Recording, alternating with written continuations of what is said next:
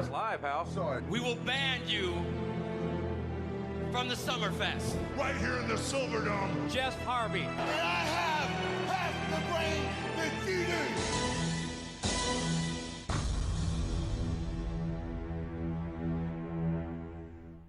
Welcome to Wrestle Hunks Weekly. I'm Brady Price, and as always, I'm joined by the Montez Ford to my Angelo Dawkins, Nathan Marlowe. Hashtag secrets out. The best kept secret is out, and we haven't spoken too much about wrestling this past week, but there's a lot that went down, so this is going to be a big show. Yes, it really is. Thanks for tuning into the podcast, by the way. If you want to get in touch with the podcast, you can do so on social media, at Wrestle Hunks Pod on Twitter and Instagram. Nathan's at Nathan Marlowe. I'm at Evil Brady Price, so make sure you do that. Make sure you subscribe and leave a 5-star review. Much appreciated if you do that. And we're going to go all the way back to start the show with NXT Takeover Toronto, which feels like it's a while ago. I sort of started thinking about a couple of these matches before we recorded, and I'm like, man, this feels like it was a couple of weeks ago. The opening match was for the NXT Tag Team titles. The Street Profits defeated the Undisputed Era's Kyle O'Reilly and Bobby Fish. What did you think of this opening, Nat? I liked it. It was a very good match. I liked the Street Profits gear. It was pretty cool. I mean, until we got to like SummerSlam, it was the first time we got to see the Toronto gear theme, and it ended up being overused. It was a cheap way for everyone to get over, but this was a good match. Obviously, I got this wrong in the old predictions, but that's okay because Street Profits look good coming out of it once again. I just thought maybe they would be going to the main roster, but we'll see what happens. I've never felt more nervous about the predictions than this one because I honestly thought when the match started, I'm like, yeah, the Undisputed are probably going to win this.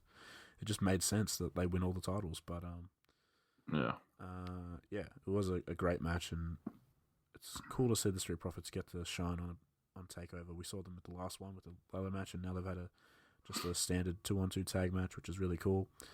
And yeah, you can't really complain. You put any of these tag teams on to start the show, especially with the Undisputed Era, they're going to tear it down on NXT. So yeah, great way to start the show. Next up was Io Shirai defeating Candice LeRae. What did you think about this one, Nat? It was probably one of the best women's matches I've seen all year. Honestly, it was it worked really well for me, if I'm honest. I thought it was a good dynamic. I wasn't sure going in. I thought maybe they needed a stipulation, like a no disqualification, but I think they did well around it. Io Shirai looked so good. Candice wasn't shown as just being Johnny's wife. It was more she was herself, and I really like this, and I'm really looking forward to where Io goes from here. Yeah, I very much the same thoughts. I thought you can't really you can't outdo the main event. I think the main event was clearly the best match of the night, but this one for me was the second best.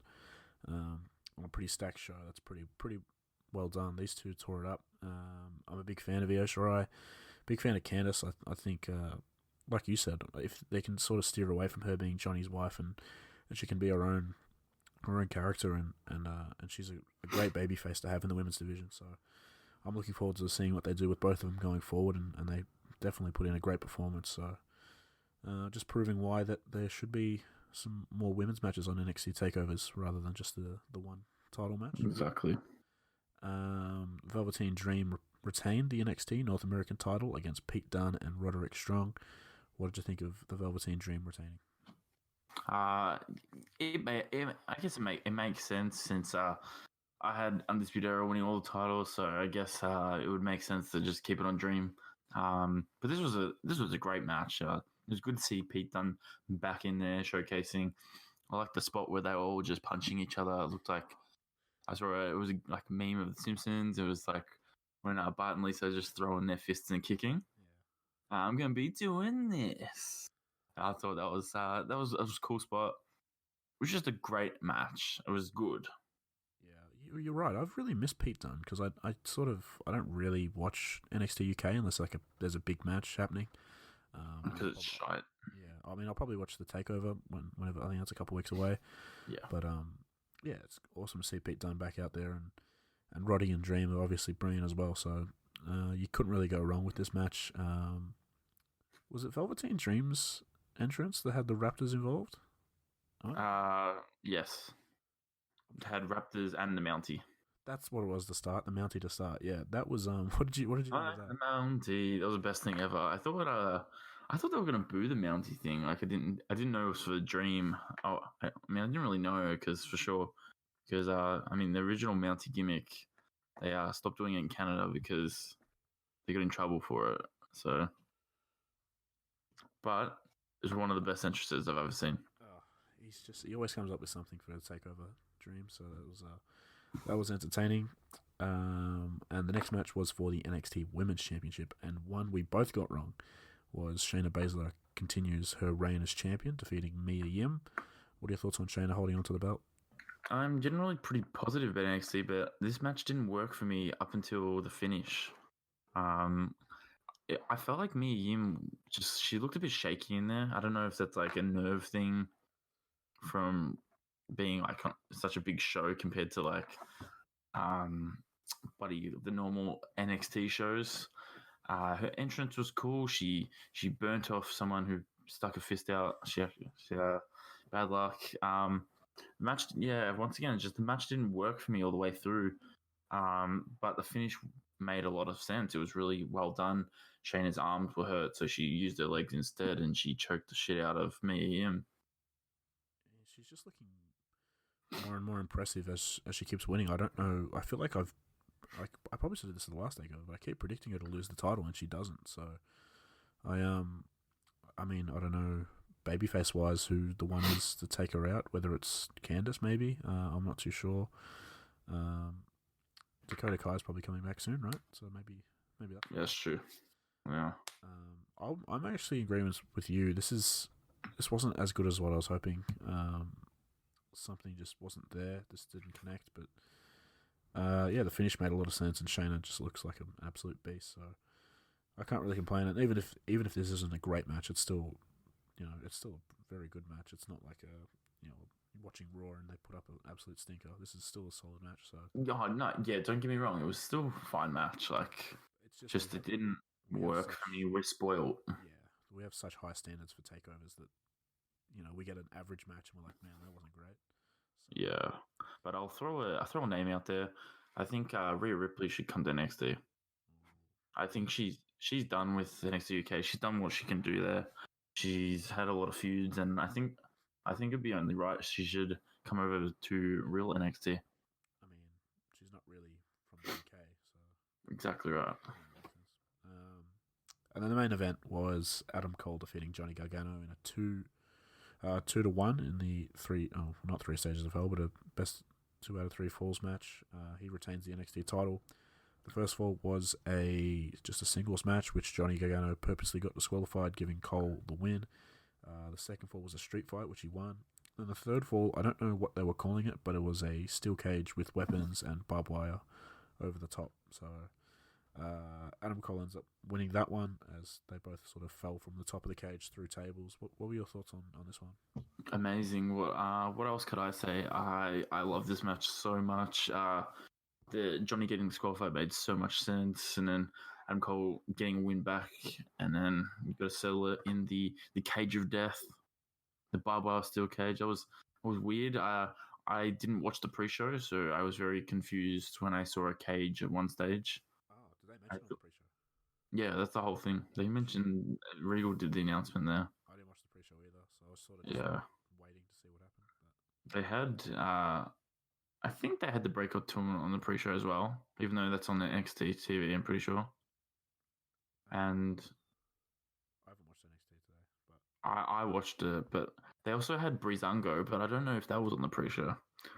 Don't know if I care enough to go back and watch it, but well, I don't know. I think it was in the pre-show. I'm pretty sure. But Gargano Cole was good. I mean, people didn't like this on Twitter. If you read Twitter, did you see that? Really? A lot of people didn't like this. A lot of people said it didn't work for them, and I feel like I can agree with them. This is probably the worst out of the 3. But when I'm saying the worst, I'm saying this is like only like a 4.5 star match. Like that's how good it is still.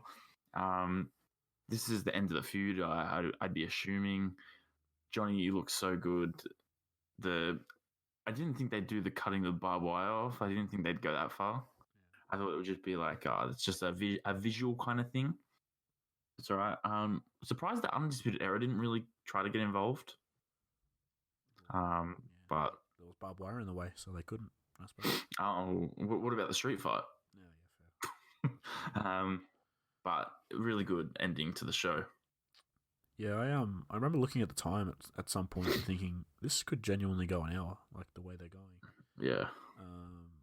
I don't know what you can say about these guys. They just keep tearing it up every time. And I mean, Johnny Gargano's track record on takeovers since like that Andrade match was that I think that might have been his first singles match, or might have been before that. I can't remember. But since then, he's just had bangers after banger. He's so good on takeover. And Cole, he's just in the infancy of his title reign, so I'm sure he's got.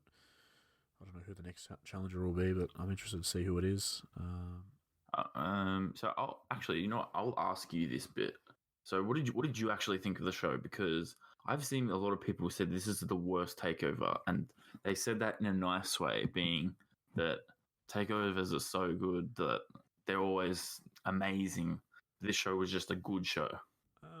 I don't compare it to the other one. Like, it's sort of hard to compare them because there's, like, how do you compare to, like, one of the best wrestling shows you've ever seen? Like, it's probably not fair to compare all of them because sometimes you're going to have matches that maybe just don't click and some matches you don't like.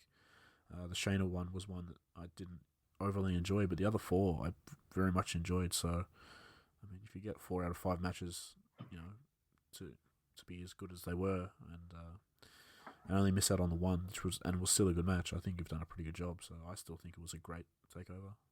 I have to agree with you. It's just it was good. I don't understand where the hate's coming. I think there's I'm seeing more and more fans just shitting on the product for no reason now. WWE's product is really good at the moment. Like, I mean, clearly it's hard to admit for some people. It was a great show. I'm going to say my match of the night would have to be the main event. But if I'm not allowed to choose that, it's Io and Candice, because that could definitely be the women's match of the year. Yeah, no, I completely agree. It's, you'd be pretty unlucky if you were Adam Cole and Johnny Gargano and someone said that wasn't match of the night. Io and Candice tore it up. So there's something in that family, the Gargano family, they just keep having great matches. Exactly right. I don't know. I mean, there's nothing wrong with enjoying wrestling as wrestling fans. I think that's what people just need to remember.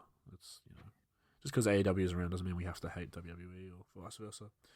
We can just enjoy it and just it's SummerSlam weekend. It's the biggest party of the summer. So that's exactly right. So how many predictions you end up for Takeover? Right. I had 4 because I missed out on Mia Yim, and you had just the 2. I think you had. Yep, I have 2. Yeah, Io and Adam Cole. So he's trustworthy. You can always bank on. So let's get into SummerSlam, which was a big event. There was only the 10 matches announced until the day of. They added a couple to the pre-show. But we start off with the Cruiserweight Championship match between Drew Gulak and Oni Lorcan, with Drew retaining. What did you think of this match? If I'm being real, I didn't like it. I felt like it was just it didn't feel like a 205 Live match. Is that weird to say? I watched their rematch just before on 205 Live, and that's much better. I think I don't know. There's a bit of time constraint to it. It just felt disjointed. Yeah, this one. I didn't like that they were on first. I mean, I can understand why they put the other matches later because they're sort of the main roster stuff. But I think they sort of earned the fact the Cruiserweights probably should be on the main card. So if they're not, I would want them last when the crowd's full and they're ready for SummerSlam to start. But yeah, I agree that the match wasn't as good as I would have hoped. I haven't seen the 205 Live one yet, but you sort of hope for better things from these two. But it is what it is. It's just a pre-show match, so I don't know. The next up, we had Buddy Murphy defeating Apollo Crews via disqualification. He was attacked by Rowan. This is all got to do with the Roman Reigns storyline and Buddy Murphy accusing Rowan of being the attacker. So what were your thoughts on this match? I didn't get to see the match, so I'm gonna have to leave you high and dry with that. But I did see the attack afterwards by Rowan, and it was some pretty good work. It was but if your Buddy Murphy, you get a big break having a match at SummerSlam, and you get attacked. But he collected the winner's purse, so that's what's. That's true. That is true. Yeah, I mean the match didn't really get off the ground before Big Red got involved, so I mean it's okay. These two can certainly go in the ring, so no problems there. We had an Elias performance that was interrupted by Toronto's Rated R superstar Edge. He came out, sort of posed a little bit, and then hit the spear, and then left. So what were your thoughts on Edge returning during the pre-show? Well, it was cool, I guess.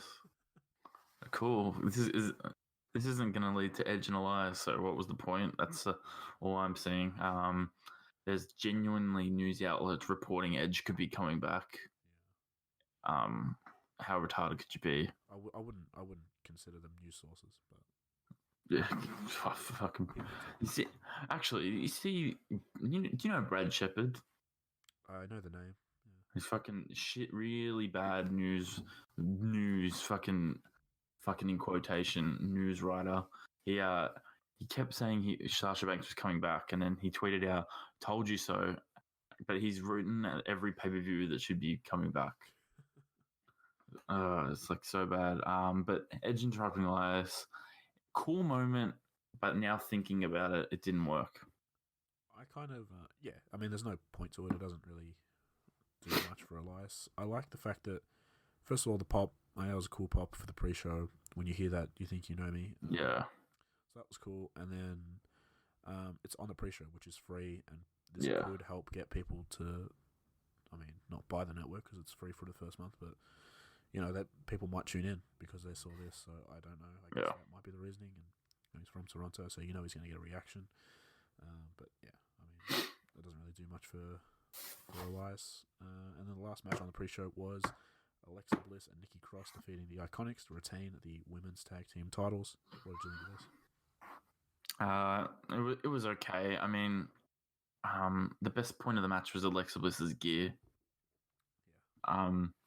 It was okay. Like I just don't think these two teams work together because it's really heel versus heel. Yeah. But it's fine. I guess you kind of had to give him a rematch, the Iconics, because you kind of screwed him over. Are we supposed to cheer Alexa and Nikki? I don't know. Yeah, we are. Oh, okay. I'm pretty sure. Oh, well. But I'll do that next time then. I'll do that next time. I don't know. It didn't really work, and these. I don't know where this is going to go with the storyline, but now they don't have really any tag teams to verse them after Raw, so I don't know where they're going to do. I mean, I enjoyed Alexa Bliss doing the Buzz Lightyear thing with the laser. Yeah, that was cool. Corey Graves on commentary is just brilliant, saying Mr. Light Beer and stuff like that. Like, it's just fantastic. But the match was fine. I was just sort of, I don't know, I was sort of so eager to get into the main show and see Bill Goldberg that I just thought, you know, let's get to the main stuff. Let's get to good stuff, yeah. Which we will do now. And I want to start off by, I just wrote this here as just a reminder for myself that they had Pyro to start the pay-per-view. I don't think they had it on Raw SmackDown. I didn't really pay attention. Biggest party of the summer, brother. Yeah, so maybe this is just a pay-per-view thing, maybe? I don't know. And then Seth got it when he won too. Yeah, exactly. So they closed the show and start the show. They had Pyro, which was nice. So it was different. Did Brock have it?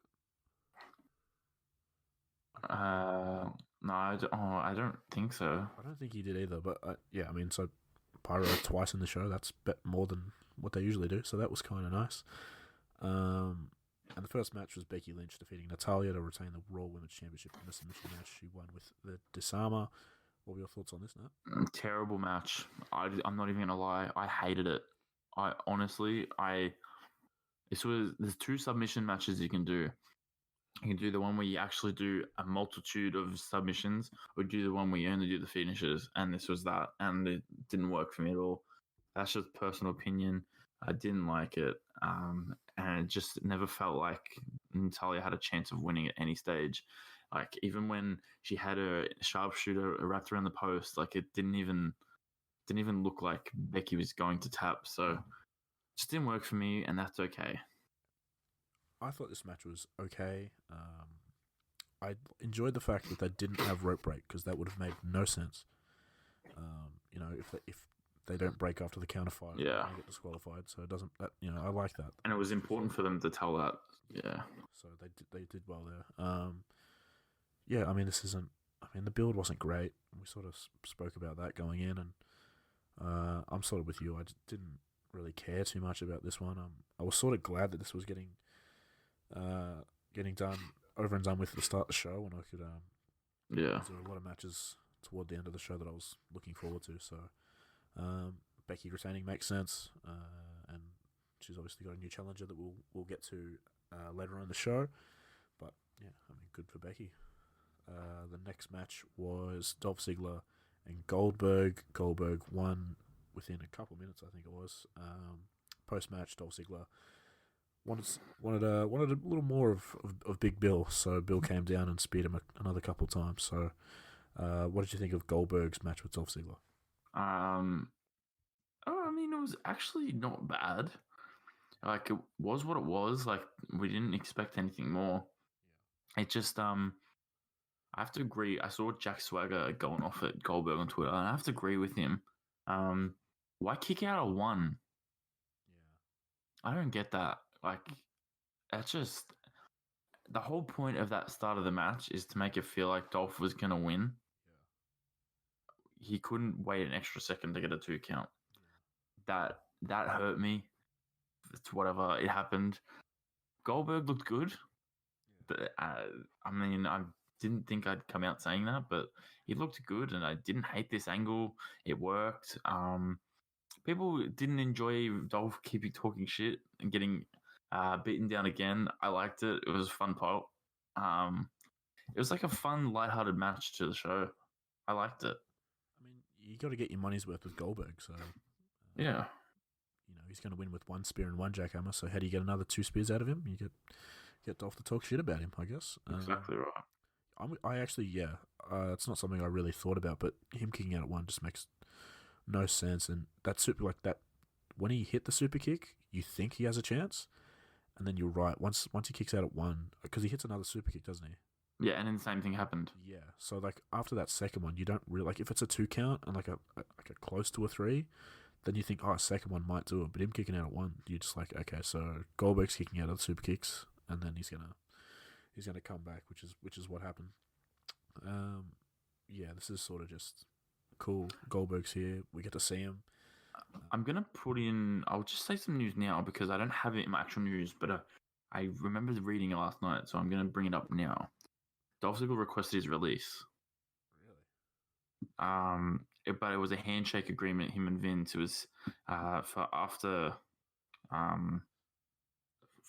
the show on Raw when he was facing Miz. Yep. But apparently, Vince has gone back on that and said, "Just sit at home." Oh, wow. So I'm assuming that could be because he probably thinks he's going to go to another wrestling company. Probably. But I think the real story is Dolph wants to do acting. Yeah. So don't know what's true or not. Observer haven't reported it yet. Everywhere else has. So wait and see on that. Yeah.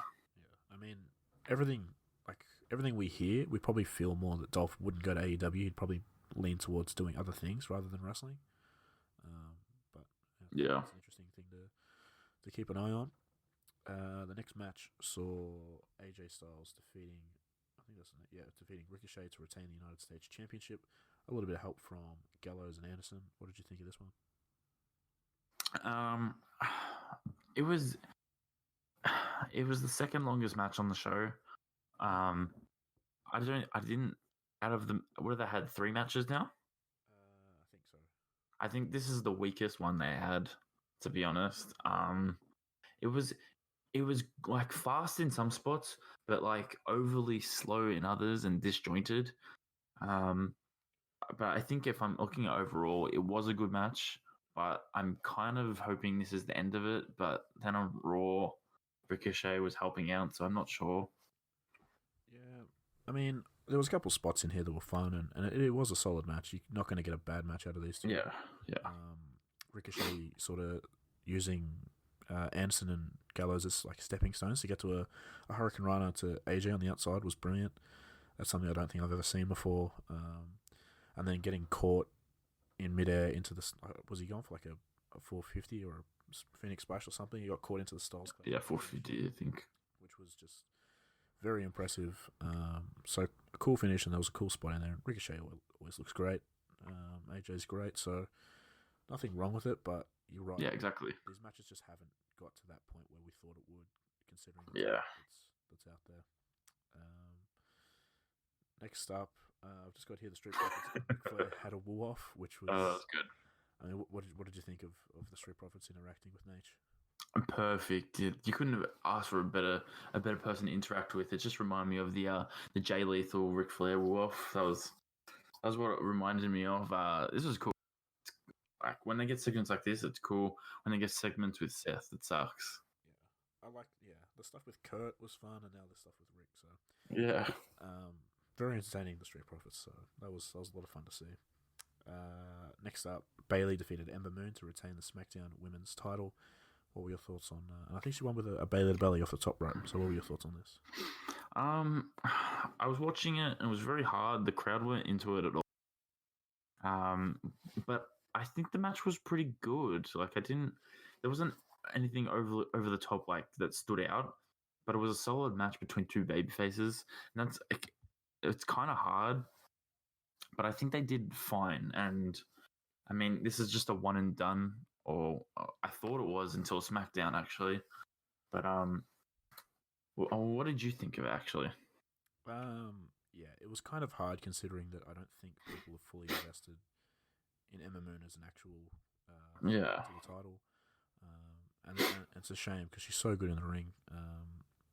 And yeah, people just couldn't get invested. Like you need them to be invested in a match like this. It's a championship match on SummerSlam, but they just weren't, and that's unfortunate. They both did fine. You know, it wasn't a horrible match, but yeah, I just wish that they had built it a little better.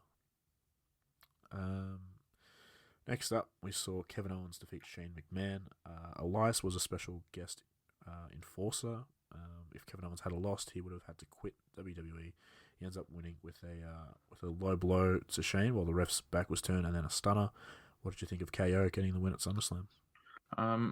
I think Shane not putting his own career on the line kind of ruined this match for me in like a storyline sense, but like the match was good. Like I liked it. I like he stacked the odds against KO again, having Elias there, but it didn't really like feel like what was the point of Shane losing then? Like, where was this going to go? And then SmackDown, we got a really shitty angle that I'm sure we'll get into. But I don't know. I was kind of hoping this would be the end of the feud for now, and Shane goes away for a little bit. But it is what it is. Yeah, that's. I think what everyone wanted out of this was that Shane would stop being on TV because I feel like most of the product's been very good. Yeah, there's just been a couple things, and this is one of them. Having Shane on TV.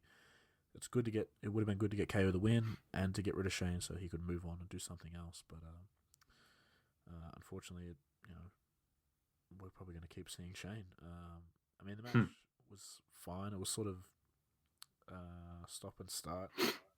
KO obviously having to deal with Elias as well on the outside, so it was fine for what it was. Sort of entertaining at parts. So can't complain about the match, but I just wish Shane. Yeah, exactly. Next up, we saw Charlotte Flair defeat Trish Stratus in the Dream match. What did you think of Charlotte getting the win? I fucking loved this match. This is just childhood versus the best women's wrestler in the entire world. Maybe even top 10 wrestler in the world, Charlotte. This was just great. Perfect. You've got here perfect way to use a legend. And holy fuck, it was the perfect way to use a legend. Trish showed that she could really go. It was just a great match. You really felt like Charlotte could lose. It was just there. The chemistry was there, and that can be hard sometimes. But Charlotte did very well, and this match just proved that she is like the best in the world. Yeah, I love this match.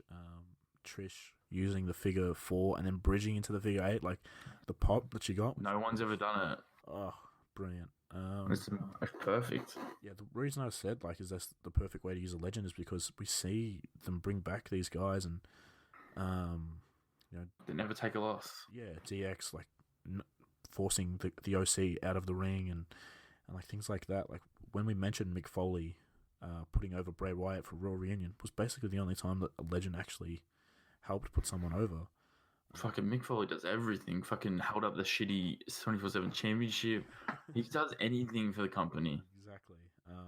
And I love this because it just shines a light on today's performer in Charlotte, who was the very best, and she gets the rub from this win. But Trish also gets to send off in the right way. She had a great match with a current talent. I couldn't fault this in any way. Really good match. Really good match. I agree with you. Kofi Kingston and Randy Orton ended in a double countout, I believe. After the match, Kofi laid out Orton with a kendo stick and then hit him with a Trouble in Paradise. This was all because I think Orton looked at his kid or something, so Kofi got angry. What did you think of this match? I liked the match very, very, very much. It was good. This is what I wanted. I want to ask you, what did you think of the finish? I hated the finish. I mean, I can understand why they don't want to give Orton a loss, but they also want to keep the story going. It's a hard thing to. You don't want either of them to lose, but to keep the story going. So they made it personal. But we've seen this a lot recently with Joe sort of making things personal with AJ and whatnot. So yeah, I was hoping that it would keep building, and I felt like it was getting to that point towards the end of the match where this is going to be a really, really fun finish, and unfortunately we didn't get what we wanted, I don't think. So, I mean, what about you? Well, is it bad that I didn't hate it? No, there's nothing wrong with that. I like it for the fact that I know for a fact we're getting Kofi and Orton at Clash of Champions. Possibly another screwy finish. Hell in a Cell, Kofi, Orton. And if you remember the last time Orton had a Hell in a Cell match against Jeff Hardy, one of the better Hell in a Cell matches like in the modern era. So I'm hoping this is going to stretch out 3 pay-per-views. You don't say that for feuds all the time these days. But I didn't mind it. It really got Kofi to try to get to a dark place. We then saw on SmackDown, once again, Kofi and the New Day just getting put down by Orton. So I like this feud. Very biased Randy Orton fan, but I'm invested heavily. I mean, if you want it to get to Hell in a Cell in a Hell in a Cell match with Orton, in that same mind frame that he was for the Hardy match, I think this next pay-per-view, maybe like an Orton DQ where he sort of just loses his mind, and then the only way to sort of get an actual result out of these two is to go to Hell in a Cell. So, I mean, it's definitely possible, and it's probably just call you Eric Bischoff. It's probably pretty likely that it's going to go that way, but yeah, I'm hoping that we get a finish in one of the next couple of pay-per-views between these two, because I think they can have a great match. Obviously, they're both very good. Yeah. The Fiend, Bray Wyatt, made his in-ring debut. He defeated Finn Balor. What did you think of the entrance and the whole presentation of Bray? How can I describe it? This was just when everyone said Bray Wyatt could be the new Undertaker back in the day. This is what they're talking about. Like this is like the biggest thing in wrestling. It's I can't believe how well they pulled it off. Just from the music, the stage, the lighting, just the way he wrestled was correct. They actually didn't make him really sell a whole bunch. He sold a double foot stomp and that was it. And I mean, who the fuck wouldn't sell a double foot stomp to their chest? It just worked, and you saw shades of the old characters, like the old music. People still doing the fireflies in the crowd, the lamp that is now his old head. It's just everything. He went for Sister Abigail, didn't work. So you know what? He's got Mandible Claw. Bang, 3 count. I liked it was a 3 count too, not just like a tap out or something like that. It just everything about this worked, and that's just a credit to Finn and Bray. Yeah, I was so invested when this happened. In my mind, before the show, I was thinking I want Braid and Finn to go on second to last because I knew that if they hit it out of the park, it's gonna rejuvenate the fans for the main event. Because sometimes you get the main event and people are sort of like, it's been a long show, like let's get this over and done with. But I mean, this was something else. This is why I think people don't want to stop watching WWE and they want WWE to be good, because the production value that they can add, and they can do things like this, like everything about his entrance was so spot on. You mentioned the lantern that's turned into like Bray's old head. It's just wild. Like that's it's just crazy. it's just next level. And I like what they did. They did something they've never done. People said they should do it, and you wouldn't expect them to, but they did. When he was exiting the ring, you didn't see it, because it just works that you don't need to see him exit the ring. Yeah. It's just the lights black out and he disappears. That's how. I had the idea for them to do that. So for them to actually do it is a big deal. And wow, this character is going to go far, because by all reports, this is going to just show up randomly between months, and that's so different. Yeah, I was just about to say, like, we haven't seen it this week on TV, on the Raw or SmackDown post SummerSlam, which I think is just the absolute right move. When he's got a feud, then he should be there, and he should start. Yeah. And when there's nothing there, he doesn't need to have look, he's having a match on Raw. Like, no, just save him for yeah. Because, I mean, when did the first vignette aired the Raw after Mania, I'm pretty sure. Yeah, something like that, yeah. And this is his first match. I mean, for a long time since, but since the vignettes have aired, they've built this to SummerSlam, and he's had one match, like, and it's this popular.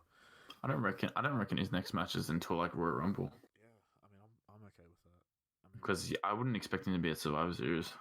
Yeah. Unless he's costing someone the win.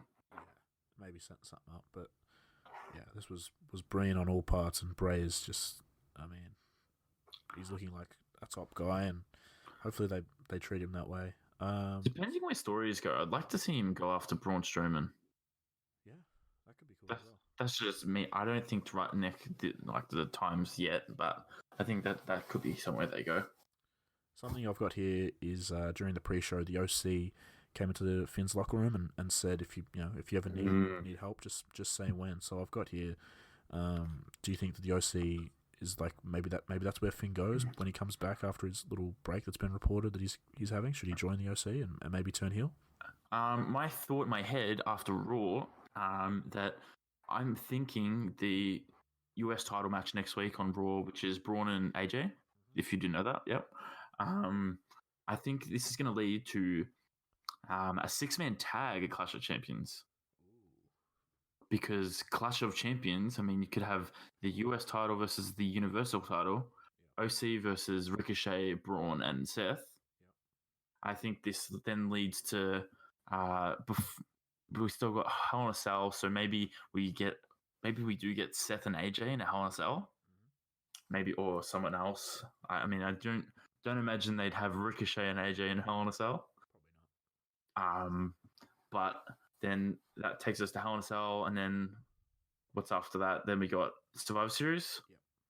Then you'd have OC and Finn, and then you can chuck in someone else. I think that would be the best way to go. Hopefully, they stay away from Raw versus SmackDown. But I did see there's like a little promo on WWE Network for Survivor Series, and it said Raw and SmackDown. But personally, I'd like to see OC and Finn versus just the babyface Raw guys. I mean, it does seem like they like doing the Raw versus SmackDown stuff, but I mean, I think this could change something up for Finn. I mean, he's sort of just been spinning his wheels a little bit. We had that awesome sort of month or so when he was feuding with Brock to start the year. Everyone was completely behind him, and then it sort of dipped away at his feud with Lashley. But I don't know. This might be something that sort of just rejuvenates him. So I'd be interested to see what happens if he did. And they might just be teasing it. We never really know, so we'll see what happens. And then the main event was Seth Rollins defeating Brock Lesnar to win back the Universal title. What did you think of this? It was a really good match once again. Like, wow, it was just it shocked me how good this was actually. Just Lesnar, it just shows Lesnar can really put in some really good performances. Seth was getting booed throughout the show. Even chucked Bret Hart next to him, got a cheer. As soon as Bret walks away, they started booing him again. So the crowd really wasn't behind him, and then they worked really hard in the match. And by the end, well, they got the fishing line out and they hooked you. And just Seth winning, it just undid all of the bad character work they've done in the previous weeks, and really, that's a credit to WWE. So really fucking good work. Yeah, I don't really understand the hate towards Seth. I get that his character hasn't been built very well at all post him winning the title at WrestleMania, and then obviously the stuff that's been going on social media with Ospreay and all that sort of stuff. I get that, but to boo a man so that we're gonna the other option is Brock Lesnar being champion. Like, I feel like that's much worse than Seth Rollins tweeting things about Will Ospreay. So, I was behind Seth no matter what. So I'm very happy he won. The match was a lot of fun. But yeah, like you said, Brock can go when he wants to, which is, we sort of know that from recent matches that he's had, but it's just good to see him have another good match. And I don't know. Do you think this is the end of the Brock versus Seth feud? Yeah, because there's advertisements for Brock Lesnar to appear on the SmackDown show in the fall, so he's in the advertising for that now. So I'd assume this is a done deal, and I wouldn't see where else they could go with this. That felt like a real ending to the story. It was a pure clean victory rather than Seth low blowing and then 3 curb stomps. This one was just 1 curb stomp, match ends. Yeah, I saw a lot of people. I know for a fact that people are sort of thinking like, what was the point of Brock winning the Universal title just to drop it the next month? But I think this just solidifies Seth as the guy that's beaten Brock, because there's obviously that controversy somewhat, with the low blow at WrestleMania. Like, did he really beat Brock? So this is, without a doubt, Seth has beaten Brock, and he can just move forward. So I think it's fine, and it's obviously money having Brock on SummerSlam, so I get why they did it. But I guess people are probably just upset that they wasted the Money in the Bank contract on it. But yeah, that is what it is. So what were your overall thoughts for the show? Great show. I'd watch it again. A very short show too. Like, that's amazing for a Big 4 pay-per-view.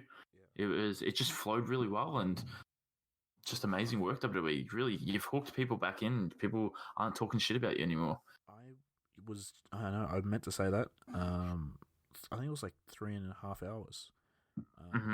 There was like TLC pay-per-views that were going for 4. So like, this is really cool that they went shorter. They had 9 matches on the main card. One of them was Goldberg squashing Ziggler. One was Bray basically squashing Finn. So, some matches got some time, which is what we want. The crowd wasn't as, I don't think they were burnt out. They seemed pretty into the main event, and they loved it, yeah. So I think they did a good job. This is what they need to do. Just put the stuff you need on a pay-per-view. You don't have to just throw everyone on the card. For you, I completely agree. This SummerSlam was really solid. What did you think of? What was your match of the night for SummerSlam? See, I'm tossing up between the last two. Like, I'd probably say Brock and Seth. It's a real long match, but the Bray Wyatt match is just fundamentally, it works in all the right spots. So those 2 matches just really stand out. Yeah, I think match-wise, Brock and Seth, and then Charlotte and Trish for me were really good. But I feel like the Bray Wyatt stuff was more like a moment. Like, the match was perfect, but it was just like seeing for the first time. That moment was the moment of the night for the whole thing. And then I've just got here Mike Rome's hair. Thoughts? That's interesting. Yeah, I'm not a big fan, but really? I'm not a huge fan of it. But do what works for you, boo. I don't know, but it's still in 2 minds about it. So just keep with me there, Mike Rome. I thought my boy was looking good at SummerSlam. I like that. Kind of like the look. Corey Graves said something on social media about how he yoinked his style, but yeah, I don't know why I brought that in, but I had to put it in somewhere that Mike Rome changed his hair. So next up, the King of the Ring tournament has been announced. I just wanted to get your thoughts quickly. We've got the field here of 16. The 8 from Raw are The Miz, Ricochet, Cedric Alexander, Samoa Joe, Drew McIntyre, Baron Corbin, Sami Zayn. And the 8 from SmackDown, Kevin Owens, Ali, Apollo Crews, Chad Gable, Elias, Andrade, Buddy Murphy, and Shelton Benjamin. What are your thoughts on the field and them bringing the King of the Ring tournament back? Well, this is the first time we'll see Baron Corbin back for a little bit of time, so that's interesting. Cedric's a good addition to it. Obviously, Ricochet makes sense. Joe, this is just basically a bunch of guys that aren't really doing anything, with a couple of top guys being probably Ricochet. I'd say Ricochet is like a top guy now, and Kevin Owens. We've also got Murphy and Gable, which is some pretty obscure additions to it. I've got some additional news, but before that, I will say I'm pulling for Buddy Murphy to win. He looks so good on SmackDown. So let me get to it. There's more news on King of the Ring. Here we go. So the finals will take place at Clash of Champions. At this stage, they haven't really said what the King of the Ring winner would get. So the moments, the crown and scepter. Do you think it should be a world title match in the future? Yeah, I think it. I mean, make it mean something, because that's the only way to get it. Yeah. People invested in it. Like, if what King of the Ring used to be you win King of the Ring and you get a match at SummerSlam. Yeah. So I think this should be you win King of the Ring, get a match at TLC or Royal Rumble.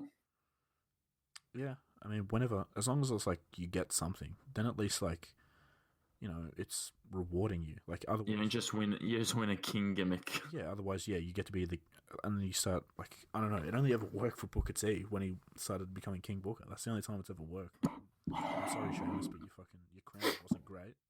Yeah, if it's a championship match at a pay-per-view, then I'm all for it. So the next little bit is obviously, it's been 4 years since Wade Barrett won it and disappointed us all with the King gimmick after his bad in his Barrett stint.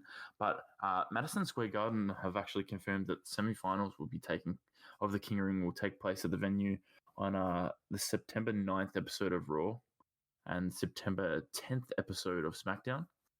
So that's pretty cool. We get some Madison Square Garden, King of the Ring. That's very old school, both those things. And obviously the Clash of the Champions, I think it's 5 days later, will be the finals. I'm all for that. I think it sounds great. Yeah, I agree. It's had a bit of time off, and it's always great to have a bit of time off for those things and then bring it back so it feels fresh. I just think if they don't put a title match with it, it's going to flop. But we'll see what happens. So let's get into all the other stuff that went down on Raw and SmackDown. Samoa Joe defeated Sami Zayn and sort of cut a heel promo afterwards, so that, you know, the 1 week where he was sort of a babyface and compassionate towards Roman Reigns, now that seems out the window and he's a heel again, which, I mean, it probably weird, right? I mean, Joe was a heel. Yeah. I think they're trying to make him into a tweener. Yeah. Like, I actually genuinely think that's what they're trying to do. He's a guy that just go out there and have a match with whoever. Yep, I actually think they're promoting him as just like a fighter. Like, he can be good, he can be bad, but he'll just try to win. That's probably it. That does make sense. Andrade defeated Rey Mysterio in a 2 out of 3 falls match. 2 straight falls. This made no sense. Rey was a little shaken up after the match and sort of talked about how he's got to provide for his family and stuff like that. So this made no sense. Not a fan? It made no sense. Why was it a 2 out of 3 falls match? Didn't even go to ad break. It didn't go to ad break. What was the point of it? What was it? The point of it was so Rey could say in an interview, "I've never lost 2 falls in my life." Yeah. That was that. Get out of here. The match was good. Obviously, the first fall was very short, but the second fall was good. And shit, are we going to get this Andrade Rey feud at a pay-per-view ever? Or are we just going to drag this out for as many weeks as possible? Yeah. I'm interested to see where they go with this. Yeah, they're kind of teasing a retirement. Yeah, I'm not going to complain if we get a match between these two, because these two are brilliant. So, Drew McIntyre defeated Cedric Alexander. What did you think of this match? It was a good payoff to the little mini feud, but this would be the end of it. But yeah, it's just a big Claymore out of nowhere. It was good. It was fine. It was a really good match. Cedric looked pretty good, I thought. They both looked good in the match. So And then we got our stock standard Spanish fly off the top. Oh, you'd be crazy not to. The Revival won the 24/7 title. They were co-winners, I guess, making history. They lost it back to R-Truth, and then backstage, Elias broke a guitar over the back of R-Truth, and now he's our 24/7 champion. What did you think of all the shenanigans? Well, okay, so let's get this straight. Revival pinned him at the same time, but a whole locker room went on R-Truth, and Mike Kanellis ended up with it. Don't know how it works, but it's okay because I'm not complaining because the visual of the Revival holding the title was cool. Kind of thought they were going to do what the Gallows and Anderson did when they introduced it and pulled back and forth. Yeah. But that's fine. Lost it back R-Truth, and then Elias sneaking in the background. I don't know how Carmella didn't see. She kept turning her head, but okay. This is so cool. It's funny. Jack Maverick's having a few weeks off, so it's cool. That's terrible peripheral vision from Carmella. It's the big guy with the big muscles and the big guitar, and you can't see him. Jeez. Not good enough. Next up, some pretty big news. Natalya came out and she was talking about the passing of her father. It's been a year since Jim the Anvil passed away, and Sasha Banks returned, interrupting her. Gave her a little hug, and it seemed like she was going to grab a microphone, and then she turned and hit Natalya. So returning as a heel, she revealed her new hair. She took off the purple wig, and she's got blue hair. So she was beating down on Natalya, and then Becky Lynch ran out for the save, but she was also taken out by the returning boss. What did you think of Sasha's return? I was speechless. I couldn't believe that this happened. It was so like sudden out of the blue. I just assumed Sasha wasn't coming back, or it was going to be like at a pay-per-view or something, or even like save her for the Rumble. And they brought her here, and wow, I loved it. Everything she did, she just looked like an absolute badass. It's good. Obviously, people complain on Twitter that she came out. Obviously, when Natalya said at the time about her dad passing and Sasha came out, that's the biggest heel thing you could do. But I don't try to look into it like that. I look into it like Sasha was coming out to just be a good friend and help Natalya not cry by hitting her with lots of moves.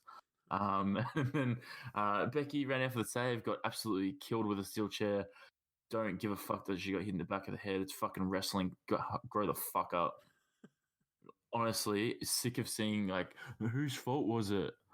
No one. It's fucking wrestling. Like, get the fuck over it. Fucking Cody took a chair straight to the head.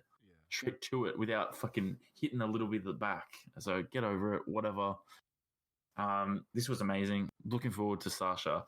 Genuinely saw a tweet too that said, "Oh, I knew she was going to turn because she was wearing a different. You could tell her wig was off." Yeah, I mean, fuck off. The reason I'm a huge fan of Sasha and Bayley is because of their work in NXT, and Bayley was just this brilliant babyface, and Sasha was this great heel. We haven't been able to see pretty much either of it really since they got onto the main roster, but this is Sasha's chance to be this top heel as in the women's division, and I'm genuinely excited to see Becky versus Sasha. You mean you weren't a fan of Team Bad?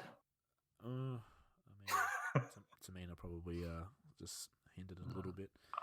But yeah, I mean, I don't think I've been excited for Becky's matches since post-Mania. Yeah, they haven't felt great at all. She hasn't had the challenges. Yeah, so like Lacey she's brand new, and then Natalya as a one-off. Like that's all we've really had from Becky. So this feels like a genuine this could be like the top match on the show going forward. So I'm very excited to see what happens. And Sasha's a heel is just perfect. Oh, I'm so excited. I'm so glad she's a heel. But I'm a little surprised she wasn't in AEW. I thought that was where she was going, apparently. Yeah, it seemed like... Yeah, it's just... All the wrestling journalists out there that apparently know everything. Yeah, but Brad Shepard got this right the 20th time. I wanted to say that I like Becky's promo earlier in the night. It was like she should fight anyone. It felt like it was a nice promo to set up for later in the night. But you know me, I couldn't help the whole time thinking, fucking accept Dana Brooks' challenge. She talks to her on Twitter all the time. Just accept her challenge.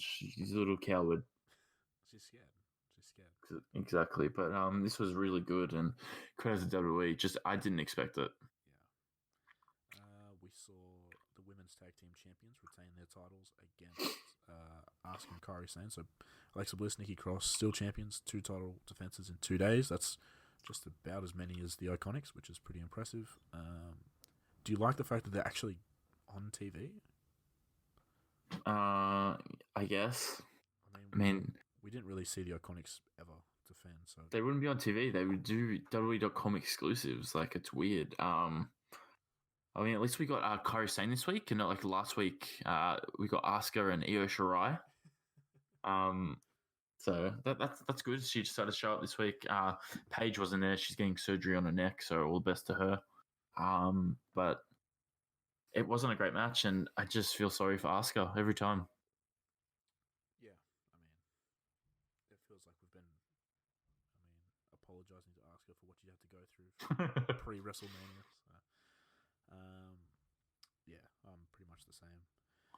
It's good that they're actually on the show, at least. I mean, yeah, that's true. These are on the show, and the Intercontinental title's not.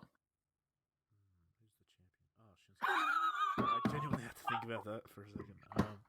Yeah, that's a very good point, isn't it? Is he in the King of the Ring? He's not, is he? No, he's not doing anything, man. They literally have not mentioned him. He's doing nothing. They put Shelton Benjamin and Chad Gable in the King of the Ring tournament. Oh, you talking shit. Benjamin has a gimmick at the moment. At least he gets more. He's literally getting more airtime than Nakamura. Chad Gable is on 205 Live. I love Chad Gable, but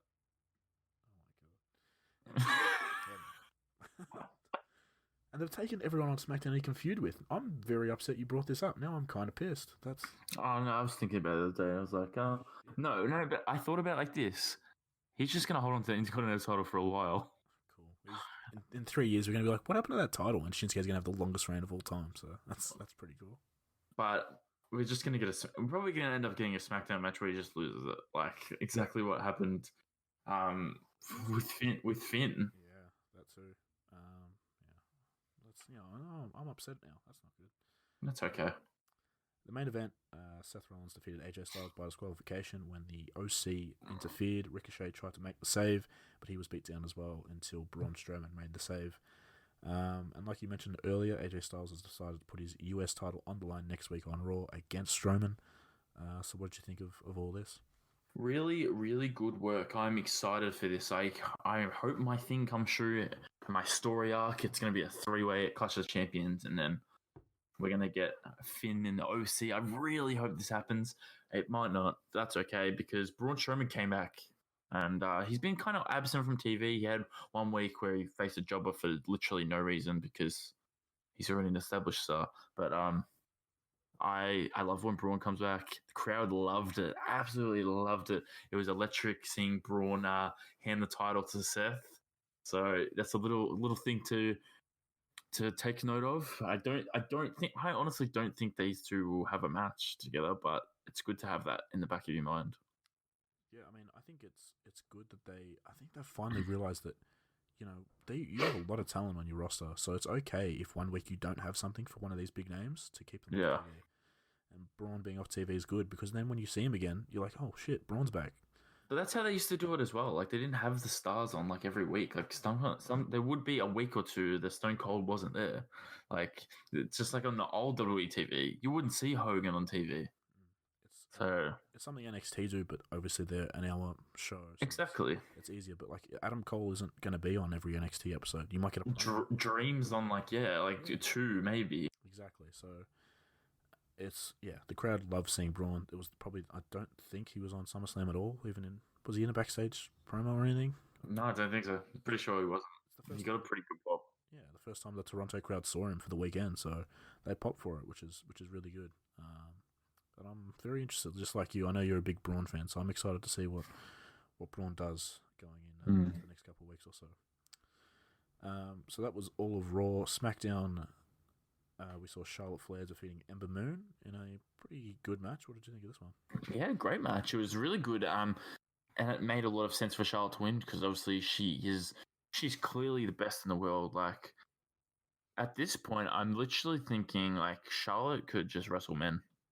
Like that's how good she is. She's on Tessa Blanchard level. Like she's above the women's division. Like I know that's weird to say, but like if she's not holding the top title, like it's not really much for her to do. So it'd be interesting to see where she goes from here. I don't really want to see her and Bailey for the title. So I don't know. Hopefully something happens with that story. I'm interested to if it does turn into Charlotte and Bailey, that's the 4 horsewomen are the top 2 title. Yeah, exactly. Which is pretty interesting.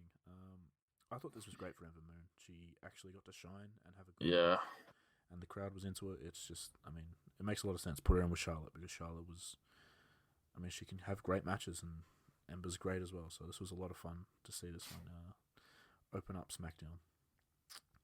Daniel Bryan and Rowan denied the allegations Buddy Murphy made regarding Roman's attacker, and they said that they were going to prove why they're not guilty of it later on in the show or something like that. By making Buddy say he's a liar. Roman Reigns had a match with Buddy Murphy, which you've made note of, and Roman gets the win over Buddy, but this was definitely a star-making performance from both of these guys for Buddy. So what did you think of the match? Yeah, it's a great match. The hashtag, the secret's out of the best kept secret. It's really good. This is literally this is a man who's been made here. Hopefully they capitalize on this somehow. Maybe just give him the fucking Intercontinental title. Jeez, it's just proves but it wasn't just the 205 Live guys he could go with. Yeah. It's Buddy Murphy is the real deal. Like he just looks, and he looks a lot bigger now. Yeah. I don't know if he's put on more weight now that he's not 205 Live, but he looks so jacked and he's so quick and crisp in the ring. Yeah. It did a lot for me. And when Roman won, he was like, it looked like Roman had really been tested. Yeah. I just loved everything about this. Yeah, I love just some of the facials that Roman had during the match was who is this guy, and how is he keeping up with me with this match? It's just it just puts that into people's mind, like, okay, Buddy Murphy's for real, and it's awesome to see him get this opportunity, and hopefully they do something with him because he actually is really, really good. So we'll see what they do. Well, I'll just chuck these in because you haven't got them, but they take 2 seconds to talk about Aleister Black's worst promo of all time. He yelled at us saying all that people have to do is knock. And okay, cool. Don't know where that's going to lead. Maybe Nakamura knocks. Maybe something happens. That would be fun. Maybe something happens. But then after weeks of Shelton Benjamin promos of him not saying anything, and then last week he said one word, I already forgot what it was. This week he said Gable is shorty.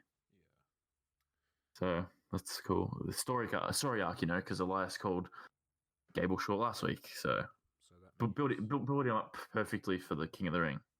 It's all leading to the King of the Ring tournament, so that's good stuff. Samoa Joe defeated Kevin Owens after Elias pulled the referee out of the ring, and because Elias was the special guest enforcer again, he made a quick 3 count, getting a victory. What are your thoughts on quick 3 count, mate? I honestly think this is the quickest count of all time. It was less than 1 second for sure. That was perfect. It's just weird because of Joe's situation, but you have to screw over KO, so that's cool. You probably could have had someone else in there instead of Joe. Yeah. Next up, we saw it turned into a 6-man tag between the Revival and Randy Orton. Did it? I didn't know that. What do you mean? I just thought it was a tag match when I was watching it. So the Revival and Randy Orton get the win over the New Day, and then after the match, Orton took out Kofi, Woods, and E with RKOs. So we're getting what we wanted between Orton and Kofi. They're going to have another match, but what did you think of just the Revival just sort of there, just to have someone in the corner of Orton? No, I don't think they're just there. I think this is just this will be a deal until this feud's over. I honestly think Revival might stick around with Orton just because it's almost like they worked well together. Like they even picked up Big E, gave him for the RKO. So I feel like this could be just a little working relationship that they have.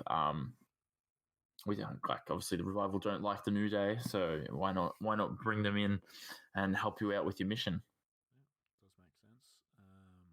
And then to close out the show, Brian and Rowan forced Buddy Murphy to admit he was lying when he said it was Rowan,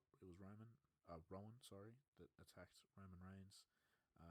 And then Roman sort of went into their locker room to close the show. He said, and Brian told Roman that they'd done their own investigation and they know who's behind all the attacks, and they're going to reveal it next week. Bit of a cliffhanger. So, I mean, I know I can't miss SmackDown next week because I have to find out who it is. So, what did you think of all this stuff that was going on backstage on SmackDown? I love it. I don't know. It's so drama filled, soap opera. Like I love it so much. It's just a glimmer of hope that it's Luke Harper. Just a little. Like I know he doesn't want to be in WWE, but like surely you could convince him to be a part of this like stable with Daniel Bryan. That's just me being hopeful. Who do you think it could be if it's not Daniel Bryan? Like, I think it is Daniel Bryan. I think that's what I'm thinking. Yeah, I think they're just going to set it up to turn on him or something, and like, hey, look up at the big screen, and then they're going to attack him or something. I don't know.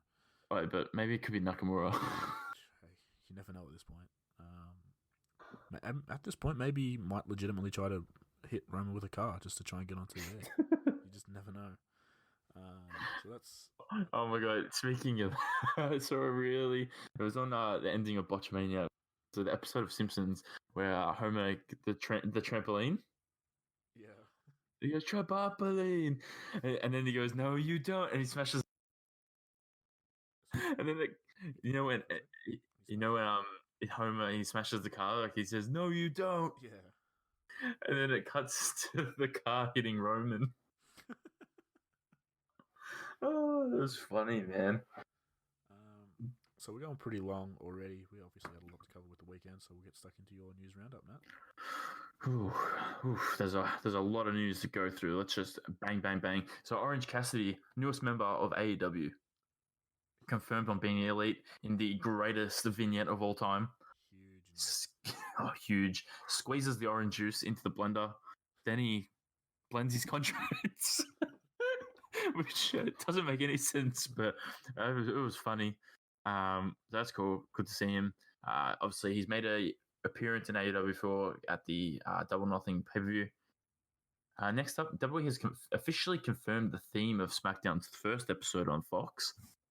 Announced today that SmackDown's 20th anniversary will take place on Friday, the 4th of October, which is being held at the Staples Center, and it's WWE Fox's debut. This will include Kurt Angle, Lita, Mick Foley, Booker T, Hulk Hogan, Trish Stratus, your best friend Goldberg, Jerry the King Lawler, Mark Henry, Ric Flair, and finally Sting. Also, The Undertaker is featured on WWE's graphic for the show, but isn't advertised by name. I'm pretty glad Sting's in there because I just remember as a kid watching all those Sting matches on SmackDown. So. Check him in there. So it's obviously this is what they said. SmackDown has been delivering action-packed, family-friendly programming for 2 decades. We look forward to entertaining generations to come as we begin the next chapter on Fox. That was from your old pal Vinnie Mac. Next up, Kota Ibushi is your winner of this year's G1 Climax.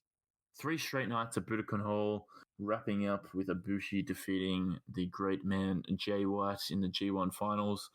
White kicked out of the Kamigoye. I can never say it. Ibushi hit another one, then he won the match. But did you see any of this? Did you hear about it? I did, but I'm really happy that Kota won. To be honest, it was very very shocking. It just felt like everyone's like, oh yeah, Jay White versus Okada, we get it again, gets a rematch. We don't get that because when usually you beat the champion, you don't always go on to win the G1. And Ibushi did that. He beat Okada to get into the finals, and now he has a match against Okada again. So very interesting. So it's cool. But probably some almost same level news. Kenta is your newest member of Bullet Club. And he turned his back on Shibata, which was a big deal. That's pretty wild, isn't it? It's huge. Like Kenta Ball Club, that's huge. He's same level as Jay White right now, so a bit of a power struggle could happen in the group at some point. But for the moment, this is pretty cool. Ball clubs we've got to build themselves up because they're kind of been lacking these days. Obviously, I've already said it, but AJ versus Braun next week for the US title. That's cool. Super J Cup. Ospreay has been announced officially. Same with Robbie Eagles. The first round, the brackets out. I won't go through it all, but the match to watch would be Robbie Eagles versus Al Phantasmo in the first round. Yeah. So next up, more New Japan. There's Royal Quest, the pay-per-view coming up, which is on the same day as All Out, I think. Yeah. No, Takeover Cardiff, or one of them. They're all around the same time. It's going to be on Fight for $25, so I think it's about $30 for us, which seems like it too much for a show that's nothing really going to happen on. But whatever. Next up, Drew Gulak and Oney Lorcan next week will be facing each other on 205 Live. This time, Gulak and Lorcan will be on opposite sides in a tag match. But the interesting point of this tag match is WWE's announced it's called a 5-on-5 Captain's Challenge match, which involves Gulak and Lorcan each choosing 4 partners. So pretty much it's a Survivor Series match. I was going through WWE.com as we were doing the show, and I saw that, and I actually have it up on my screen right now because I was going to mention it at the end of your news. Yeah, no, I'm on top of it. It's pretty wild. What do you think of it? Yeah, it's like that's a lot of people to put into a match. Yeah, I mean they have a lot of talent. And there's probably only going to be 2 or 3 matches for the show, so that makes sense. But I didn't think Oney Lorcan had friends, so surely one of them's Danny Burch. If one of them's not Danny Burch, that's fucked. Yeah, call him up. You got a week in advance to call him, so I'm sure he can get there. Exactly. So next up, we've got some boring Ring of Honor news. I texted you this because when I found out, I was so dejected. But the Briscoes will be defending their titles against the Rock and Roll Express, Ricky Morton, and Robert Gibson. Yeah, the boys. Do you have thoughts on this? They're cowboys, and they're just going to keep working until the money dries up. So, Well, I'm sure they'll set up their merch table and whatnot, sell a couple of gimmicks. It's fun. I guess, maybe. I don't know. I'll get into my Ring of Honor thoughts after. But fuck this. It's a rematch from this year's Crockett Cup. So whatever. Here's your lineup for Honor for All at the moment. Villain Enterprises will be facing off against Lifeblood. Villain Enterprises won't be having Flip. We also have that tag match. We have Ring of Honor World Champion Matt Taven versus Jay Lethal versus Jeff Cobb versus Kenny King in a Defy or Deny elimination match. And if Taven doesn't win, the winner will get a future shot at his title. If Taven wins, whoever is eliminated last can't challenge for the title as long as Matt Taven is champion. That's an interesting stipulation. We then have Shane Taylor defending against the winner of Chase Owens versus PJ Black versus LSG, which will be happening on August 24th, which is really weird, Chase Owens being here. I'm honestly hoping for Shane Taylor versus Chase Owens, to be honest. But that's just me. That brings us to the latest WWE Performance Center signings, and there's a bunch of no-names, but we have Austin Theory from Evolve. He is officially in the Performance Center. And Santana Garrett, who occasionally makes run-ins on NXT as a jobber, but she's mainly been on Impact, and she's signed with the Performance Center. Yeah, it was an interesting sort of moment there at NXT TakeOver where Austin Theory was in the crowd, so I guess it makes sense that he joins the Performance Center. Yeah, it's true. So what do we got next? I believe we have the AEW World Championship, and it's been announced that it will be defended on the promotion's third television episode, even though we don't know the champion yet. So AEW announced today that their first world title defense will take place in Philly, October 16th. Wrestler who will be challenging the title yet to be revealed, obviously, because Jericho versus Hangman at All Out on the 31st. So that is something to look out for. Sure, no real details on this next thing, but Roman signed a multi-year deal with WWE. No surprises there. This is actual news on the Observer. That's how much this character has made an impact. Bray Wyatt's new theme has been uploaded to WWE's Music YouTube page. So when that makes your news, I mean, that means you carry. I thought this was interesting. Enzo Amore is making his in-ring return soon against Brian Pillman Jr. Couldn't find a date on this, but it's very soon. I thought you said he didn't need to wrestle anymore. That's exactly right. So next up, I have some GCW news. I know you've probably seen on Twitter, GCW, they have some cool stuff here and there. Show coming up August 30th called 2 Cups Stuffed. And the whole point of this pay-per-view is it's called that we have Orange Cassidy versus Gangrel. Cup versus cup. Orange juice versus blood. How amazing is that? Oh my! I didn't even click until you said it. Wow. I might buy it. It's $22. So even though you don't want to watch that, it's going to be on your account anyway. So that's amazing. So that's one to look out for. But there's another show coming up after that, October 1st, called Curtain Call.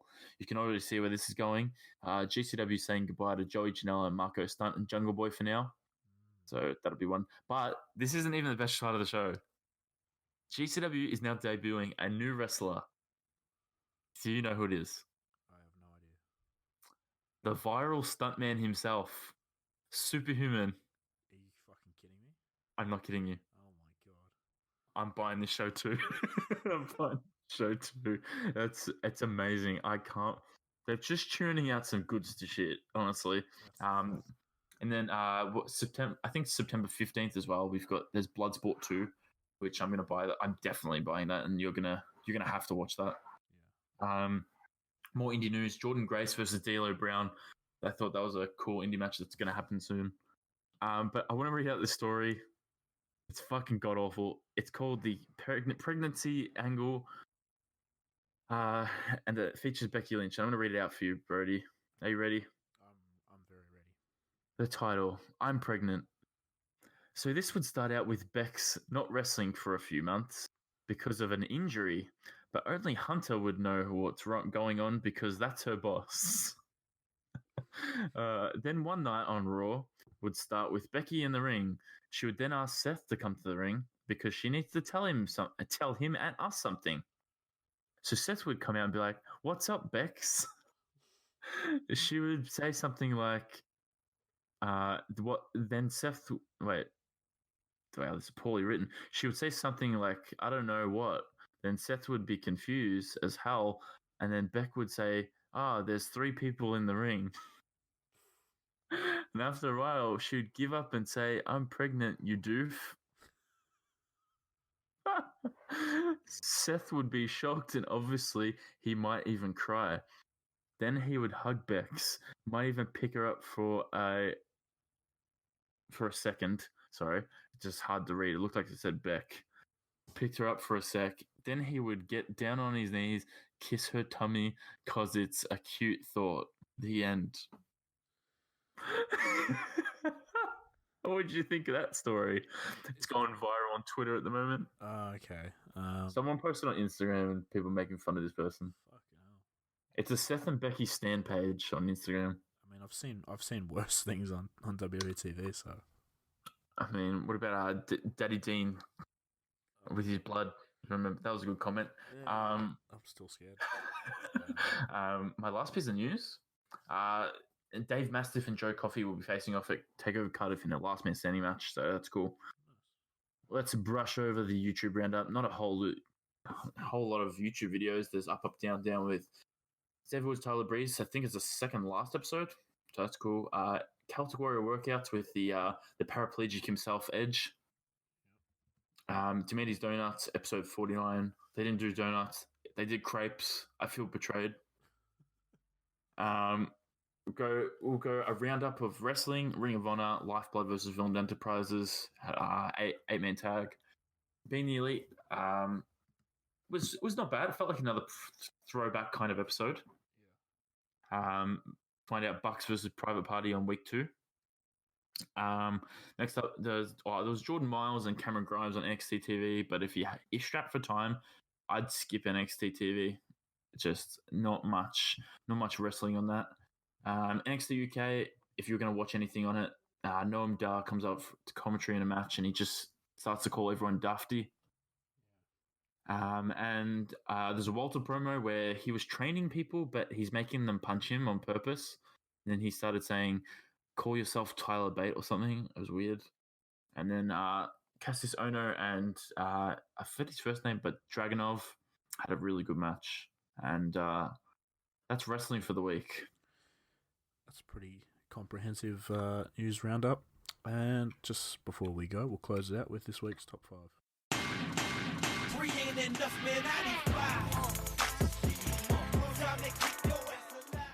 Alright, so I've just gone with, SummerSlam theme, top 5. My personal favourite SummerSlam matches, or a list of them. I sort of just threw this together like a minute before I was right as we were starting to record, so I've got here number 5, John Cena vs Daniel Bryan from SummerSlam. What year would that be? 2014? Yeah. 2013? 13, I think, actually. I think it was 13. We'll lock that in. So that's number 5, just a really good match. Bryan and Cena, can't go wrong. And then and Bryan going over, which was pretty wild. I didn't think he would beat Cena clean, but he did. So that was that's pretty memorable. Number 4, Randy Orton and Christian had a match, I think, in 2011 for the world title. Big fan of Christian, and he and Orton had some pretty good matches, and this one sticks out for me. That was a pretty solid one. Number 3 is the first TLC match that they had at SummerSlam. I assume this was SummerSlam 2000. Yeah, it was. Yeah. You can't really go wrong. Edge, Christian, Hardys, Dudleys. Very, very good stuff. Number 2, Rey Mysterio versus Eddie Guerrero at SummerSlam 05. The Custody of Dominic ladder match. What can you say? Rey and Eddie, it's always going to be pretty solid. Yeah. And number 1, SummerSlam 2002, the unsanctioned match between Triple H and Shawn Michaels. Not bad. 2 of the all-time greats, just tearing each other apart. You can't go wrong. So that's a perfect list. I saw your number 2 match literally 2 days ago. Really? The first time I've ever watched it in full. Really? What'd you think? Yeah, I thought it was one of the best matches I've ever seen. Yeah. The story is weird. They heavily edit when Eddie says, "Where the fuck was Vicky?" Yeah. But because I hadn't really watched it before, it didn't really make a difference for me. I loved it. It was because Zelina Vega, that was her pick for best SummerSlam matches of all time. Yeah. The story was kind of weird, but getting to see Rey and Eddie wrestle is just, it's great stuff. So exactly. That's the top 5. Something I forgot to mention throughout while we're talking about SummerSlam is that I watched most of the watch along. And there was just great content throughout. Matt Riddle explaining his meeting with Goldberg, which was on social media as well, throughout on Twitter and stuff like that. And then him just saying that he's leaving the set to go and find Goldberg, and hopefully he can fight him later on. And just great stuff. Adam Cole, Pat McAfee interacting, brilliant. Adam Cole's just so good at talking. And then one thing that you might see on Twitter, Nat, I don't know if you have yet or not, is Johnny Gargano's reaction to the Fiend's debut. No, I haven't seen it yet. The reaction is exactly me. He was just so in awe. Like, you can tell Johnny's like an actual wrestling fan. Like, when things are cool, he knows and he enjoys it as well. So, people can go out of their way to watch that if they want. Watch along's pretty solid when you've got some people like Matt Riddle and Adam Cole on there. So, do you have anything else you want to talk about before we close up? I've got one last thing. Miz, don't do the figure 4 over again. That's it. That's fair enough, and that's the perfect way to end the podcast this week. I think it's been a long one, but there's obviously a lot to get through. SummerSlam weekend. We hope everyone enjoyed their SummerSlams, and until next week, we'll Nat, we should make sure that everyone goes and rates, subscribe, and share the podcast. No, exactly right. Find us on iTunes, Spotify, Stitcher, YouTube, all other good podcast services. You can follow the Twitter and Instagram of the podcast at Wrestle Hunks Pod. You can follow Nathan if you haven't done already at Nathan Marlowe, or me. I'm at Evil Brody Price. But until next week, stay hunky.